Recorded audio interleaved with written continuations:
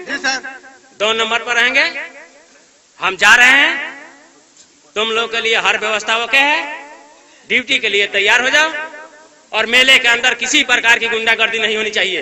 हमारा ड्यूटी पर च्यूटी ना खरखरा इन करके समझाई। अरे तो मैं तुमको भी समझा रहा हूँ। हाँ तो हमारा के समझाई, लेकिन उन्होंने के समझाई।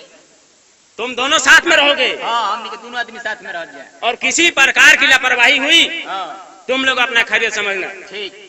अच्छा अच्छा हम चल रहे हैं। जाता नहीं। क्या कुछ कहना है? ना ना ना ना। जो कहना है बोलो। तो जाई। मेरे सामने बोलो। हाँ ना जाई। अच्छा तो हम जा रहे हैं। हाँ तो जाई। राम सिंह जी सर। ध्यान देना। ठीक है सर। हाँ जाई। जा रहे हैं। हाँ जाई। ठीक है। हाँ जाई। जाता रहता जो।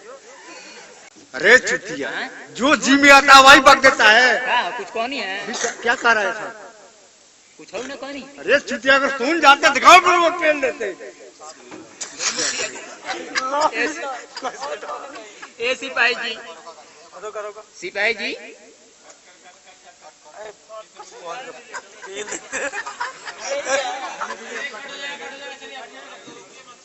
ए सिपाही जी कहो।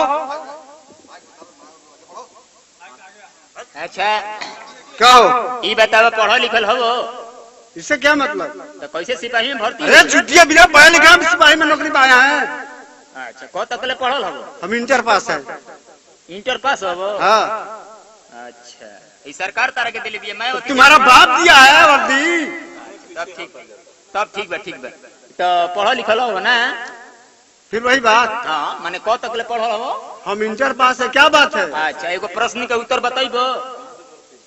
पूछो। अच्छा ये बताओ कहाँ के भर्ती हबो? अरे उत्तर प्रदेश में भर्ती हुए चुतिया। अरे माने जगह बा कोनो भर्ती के? आजमगढ़ के हबो कि बनारस के हबो? कहाँ के हबो कि छपारा के हबो? अरे बेवकूफ कहाँ है? हाँ माने आजमगढ़ के भर्ती की? हाँ आजमगढ़ के भर्ती है। चलो तो पढ़ो लिखल हो ना? फिर वही बात। तो एगो प्रश्न के उत्तर बताओ। पूछो। सास पतो ही ननद भौजाई आ 3 गो रोटी बा के खाई? सास पतो ननद भौजाई आ 3 गो रोटी बा के खाई? अरे बेवकूफ ये क्या कह रहा है? सास पतो ही ननद भौजाई या 3 गो रोटी बा के खाई? चुतिया ननद भौजाई 2 होती है। हाँ तो कब ननद भौजाई? हाँ यार एगो ही न होले। चुतिया बनाते हो तुम इनको। ठीक कहतनी। आ ए सिपाही जी एगो प्रश्न कौरी बताई। पूछो। एगो टेबल पर 4 गो सेव बा आ 5 आदमी खाए वाला बड़ा 100 गो आगे खोइए, कैसे खोइए? एक टेबल पर 5 सेव है। 4 गो सेव? 4 सेव है। हाँ 5 आदमी खाने वाले हैं। हाँ कैसे खोइए? चुतिया तो कैसे खाएंगे? 100 गो आगे खाए के? फिर वही बात, 4 सेव है तो 5 आदमी कैसे खाएंगे? खाई है। खाई है। हाँ एगो टेबल पर 4 गो सेव बा आ 5 आदमी खाए वाला बा, कैसे खोइए? अरे बेवकूफ तेरे कहने का मतलब ये न हुआ कि एगो टेबल पर 4 गो सेव बा। अच्छा हम समझ गए कि एक टेबल में पहले से रखा गया था। हाँ, एगो और टेबल बाद में 4 रख दिया गया। हाँ। 5 हो गया, 5 आदमी खा लेंगे। ठीक है ना? हाँ हाँ हाँ। आए एगो सिपाही जी क्या है? बताई। 9 गो बीन 6 गो कम कर कौ गो भाई? 9 6 15। ल कहता रह इंटर पास हुई। 9 गो बीन 6 गो कम कर तो 15 गो हो गई। 9 से 15 हुआ बेवकूफ। 9 गो बीन 6 गो कम कर। कम करने के लिए कह रहा है। तब तक हम समझा चुतिया कहीं का कम कर ना, कम कर।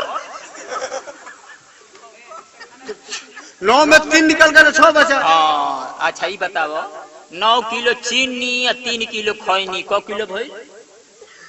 9 किलो खैनी, 9 किलो चीनी, 3 किलो खैनी, 9 3 12 हुआ। ये पढ़ल हो इंटर पास। 9 किलो चीनी 3 किलो खैनी तो 12 किलो हो गई। खैनी कह रहा है चुतिया, हम तो खैनी कह रहा है। 9 किलो चीनी 3 किलो खैनी, 6 किलो बचा। हाँ ठीक। अच्छा एगो और प्रश्न का उत्तर बताओ। पूछो। काथा सुपारी चूना पान दूबे कती के 22 कान। अरे बेवकूफ नहीं ना हो। 2 आदमी का 22 कान होगा। होला हो? होला? हाँ 22 कान होला। कैसे होगा चुतिया कहीं का? काथा सुपारी चूना पान दूबे कती के 22 कान। रावण के कौ गो मुड़ी रहे? बताओ तो। 10 मुड़ी था। कानवा कौ गो हो गई? 10 दूनी 20। आ मंदोदरी के 2 गो। अरे चुतिया बहुत चालाक मालूम पड़ते हो तुम, बहुत चालाक। स्कूल के पिछवाड़ा पास है। हाँ हाँ ठीक है। ए मुखिया ए सिपाही जी, क्या है? एगो गाना गाई। गाना? हाँ? गाना भी गाते एगो हो? हम सपना देखनी है, ओ क्या? रउआ रसमलाई के कराहा में गिर रहनी है, आ हम पायखाना के टंकी में गिर रहनी है। अच्छा। रउआ चटत रहनी है हमारा के, हम चटत रहनी है रउरा के। आए सिपाही जी, अच्छा बियाह शादी हो गइल बा रउर? अरे चुतिया का ब्याह शादी से मतलब क्या है तुझे? माने बियाह शादी भइल बा न? हाँ हो गया है। लइको के बड़े सो लड़के हैं?